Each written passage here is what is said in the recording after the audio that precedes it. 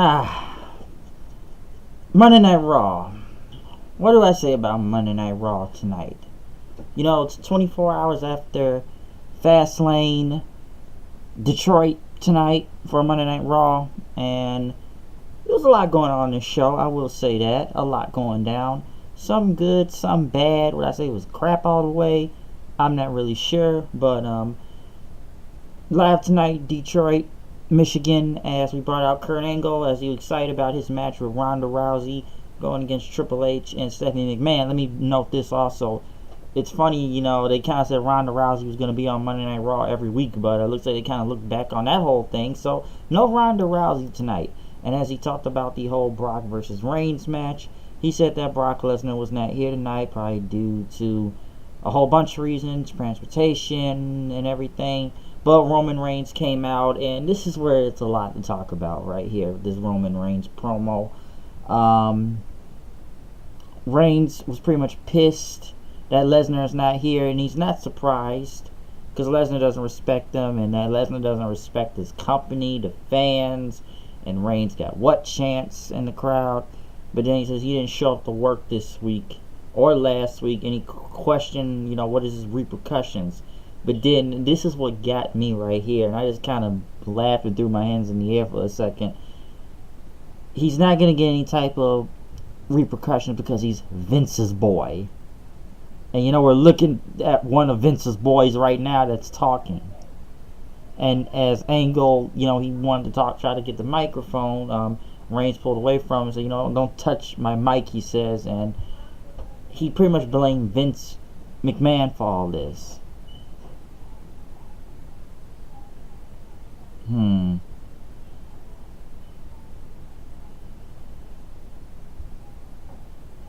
as he blamed Vince McMahon,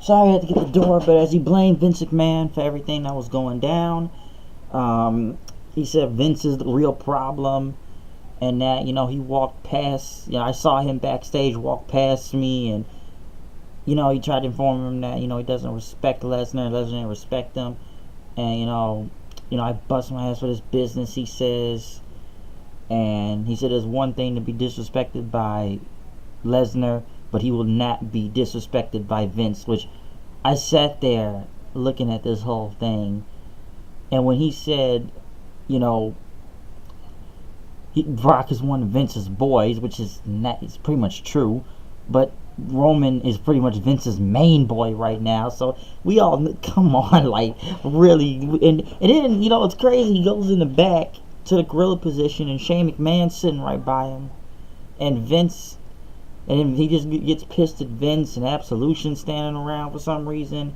Well, yeah, they were up next, but Reigns pretty much told Vince, like, you're not going to talk to me, and Vince takes off his headset and says, you know, yeah, let's go to my office. So I guess the only way now to get, well, Vince is hell bent on getting Roman over, so now we have to bring Vince himself into this whole story now.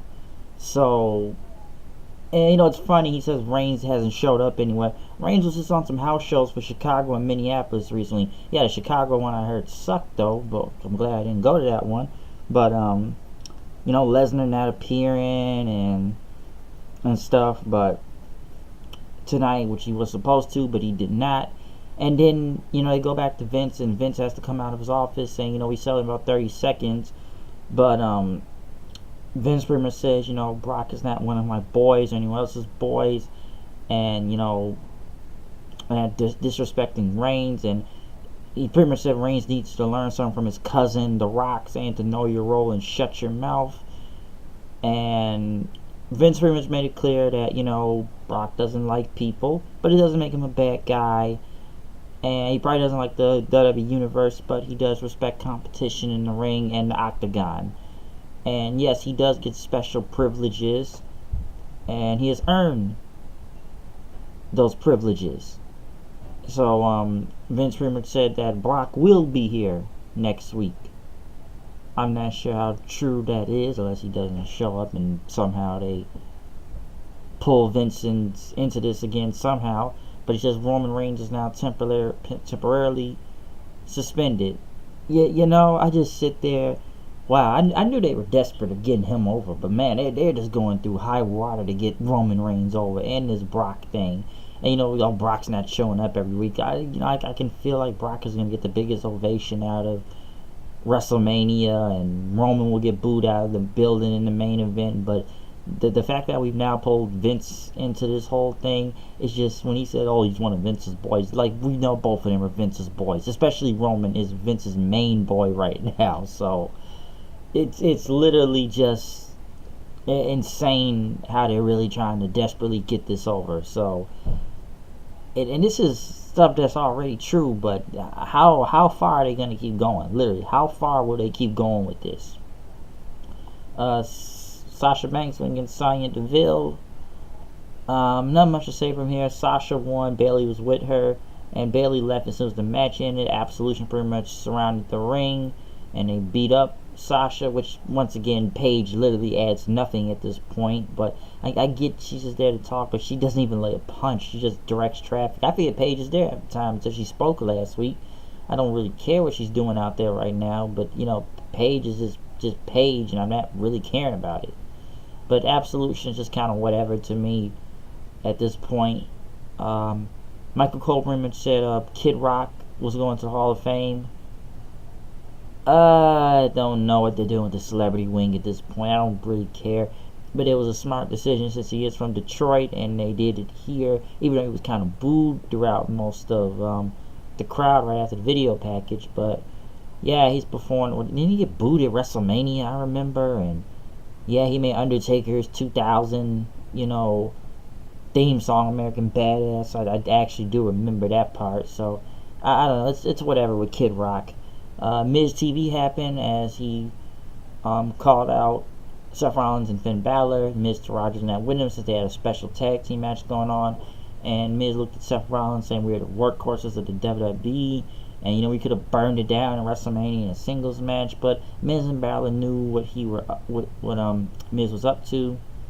And we're trying to get fired up for WrestleMania until Rollins says he would beat Miz and take the title, and Balor doesn't stand a chance. But Finn pretty much says, "Last time we had a championship match, I beat you with one arm." And Rollins says, "We're living in the present, not the past," he says. And so we don't gotta wait till 4 weeks to WrestleMania. We can go right now. That very blue jacket he has. And Miz pretty much stood to the side and was just happy, just knowing his plan was coming in to fruition, until Rollins and Balor looked at him and just knocked them silly and knocked him out of the ring. But this was a good segment just to try to manipulate both of these guys and everything. And Miz pretty much did what he did in this segment. But Rollins actually took out Balor after that there and punched him. So we would get a match later on for this. Next was the tag team. Oh god, the tag teams. Sheamus and Cesaro was supposed to go against Mr. Raj. Next thing you know, every tag team in the back starts jumping Sheamus and Cesaro. The Bar there, the Revival, Rhino and Slater, which actually got a Rhino chance. This is his hometown. Gallows and Anderson, Titus Brand. Every other tag team that's in the back right now pretty much jumped them. But I sat there when I watched this thing. The first thing that went to my mind was multi-man match at WrestleMania. So that was pretty much my thought on this whole thing. A multi-tag match, since this is literally all the tag teams we have, and none of them are not really over in to begin with. So I didn't really think it was going to be some tag team from NXT showing up, but all the tag teams want a shot at Sheamus and Cesaro right now. Next thing you know, I believe Sheamus and Cesaro wanted to go. They wanted to be on SmackDown since they heard it was a superstar shakeup coming soon. But Kurt Angle says we're going to solve this whole thing tonight. Next was John Cena. He cut a great promo talking about his WrestleMania path, and he couldn't get the job done on both brands, and he knew people were listening to this. And as he looked around, he said he won't be competing at this year's WrestleMania. And he said, I'm not going to quit everything, but I'm going to be at WrestleMania. But I'm going to be at WrestleMania as a fan. And he even, he said the WWE Universe is the most important part of WrestleMania. And I'm not going to walk in with no boo-boo face or anything. I'm going to go to WrestleMania, get a ticket. I'm going to have a blast at WrestleMania, he says. And he even went into the crowd, took a sip of a guy's beer, and says, this is awesome, which fans cheered. And I kind of knew what Cena was going to do next when he said, let's go, Roman. Everybody just was like, boo, or just stood around. Cena was very quiet. Cena kind of knew what he was doing right there with that part. But as they did the whole let's go Cena sucks then, and he says, I'm going to buy a ticket. But then he says, screw that. I'll challenge The Undertaker at WrestleMania. So we're going back to this challenge again. People chanted. They popped really big for it. And he says, not any executives or anybody out there is going to stop me. I am issuing this challenge. I've issued a few more times. But Cena pretty much went on to say that it's going to happen. And he told Taker to get over his own ego. You're not too old or beaten down or anything to get back up. Yeah, you failed last year at WrestleMania. Not stick your head into the sand thing, into the hand. And he says you're just hiding by some excuses. But if you're so broken down, you wouldn't be posting workout videos on your wife's Instagram, which I actually surprised they went with that part. But he says the only person that's stopping this match from happening is you. You self-centered, conceited egomaniac, pretty much. I see this turn heel, and he asked the fans, do you want to see Undertaker kick my ass or put a tombstone on me in front of 75,000 people? The fans went crazy for it, and he said it's gonna be, it's gonna happen. I'm gonna party with you guys, or I'm gonna face the Undertaker at WrestleMania, he says. And he says the ball's in your court, dead man. Let's see if you're still alive. And you know where to find me if you want one more match. And as Cena dropped the mic and went in the back, it was just it was a great promo. Okay, it really was. So I actually I knew Undertaker was probably gonna come back at WrestleMania this year. I never really thought he was done because they said it for many months as it was rumored for Roman Reigns. It was rumored Roman Reigns retired the Undertaker, and they never really played up like he retired. Yes, after that whole thing last year they did, it may have looked like he retired, but he is not retired. So he's still around. So I guess we will be getting that Cena versus Taker match. We didn't see no Undertaker show up tonight, but maybe next week we'll hear the gong, or maybe on SmackDown if Cena shows up on SmackDown. Elias stood in the ring after he was beat up by Braun Strowman last week.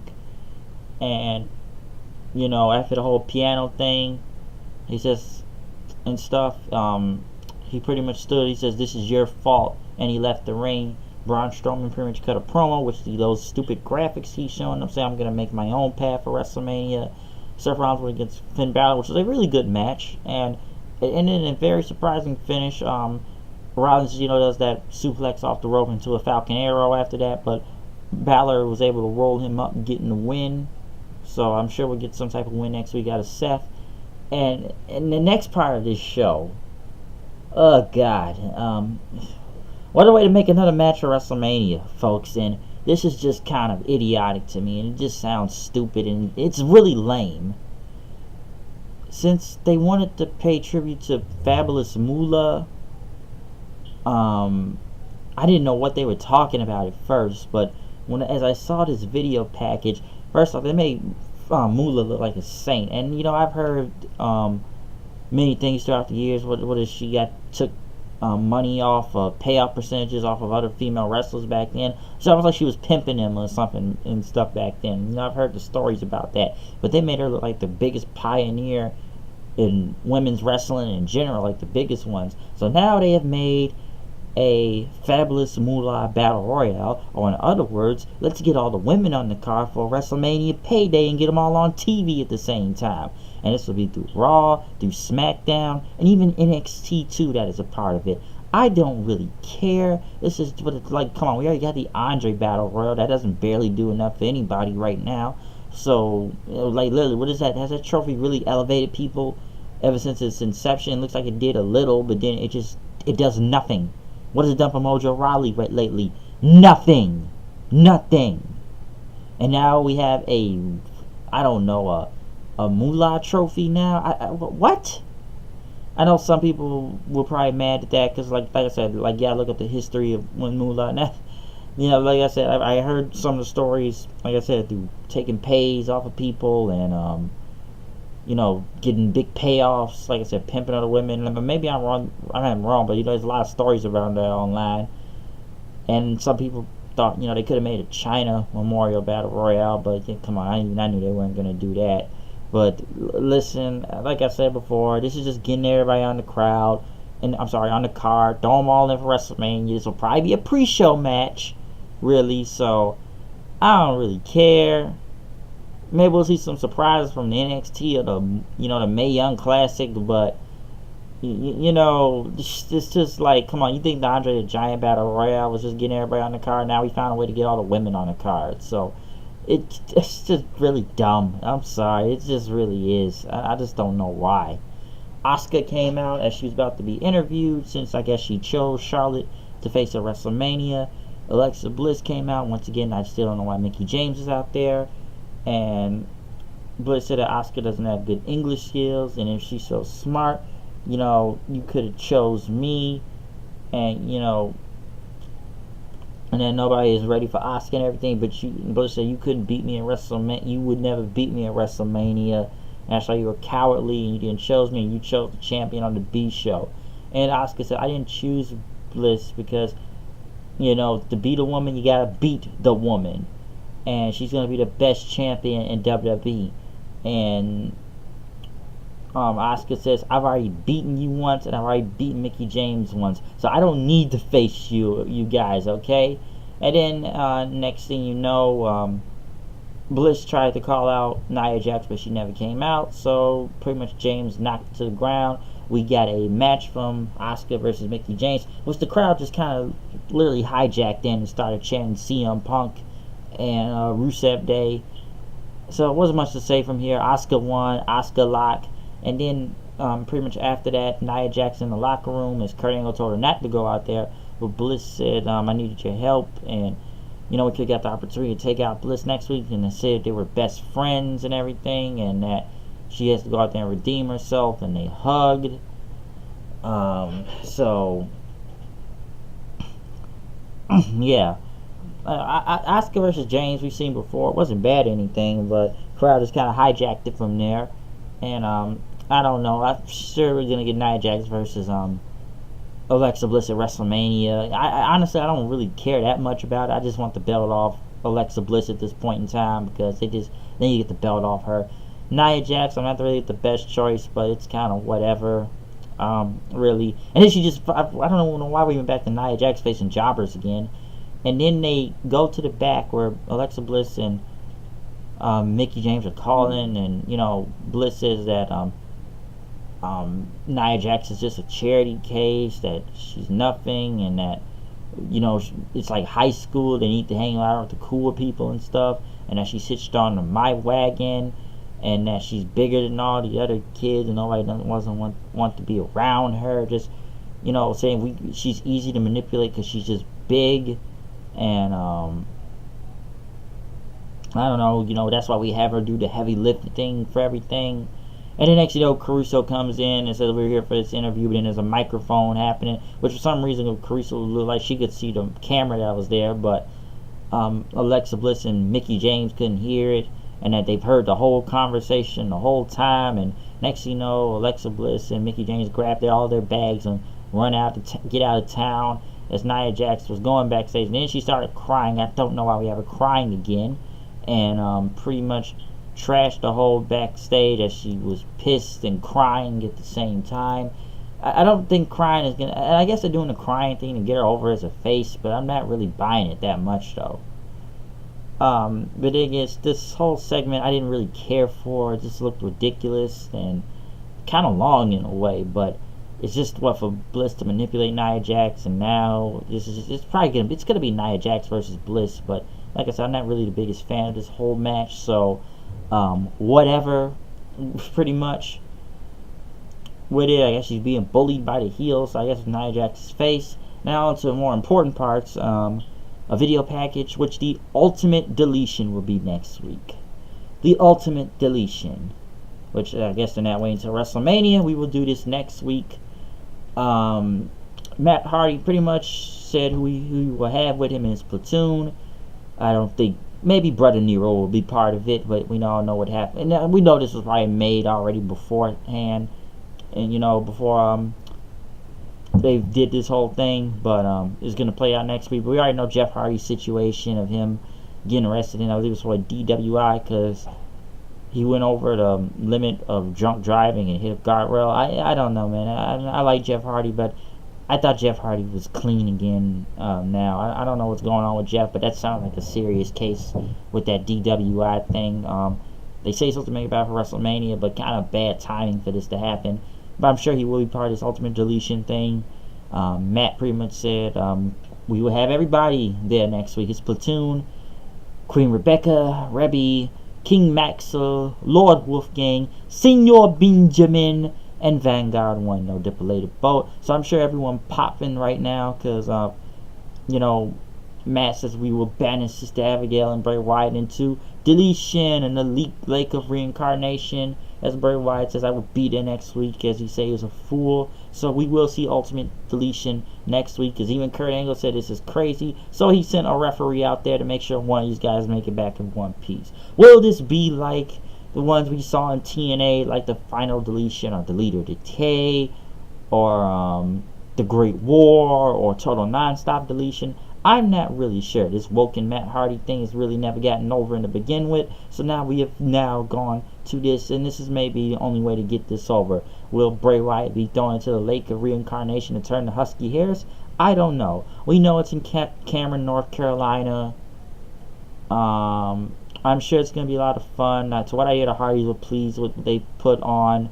I still don't know how they took JB from TNA, but he was one of the people that helped with this Final Deletion stuff in the beginning with Broken Matt and stuff. So I'm sure a lot of people are going to look forward to it. I'm hoping it does not suck.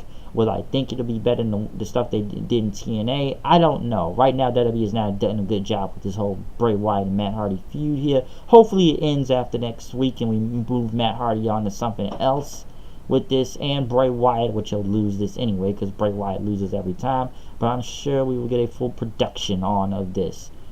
Like I said, it is determined next week. Will it be better, or it'll be good and it won't be good as the first one?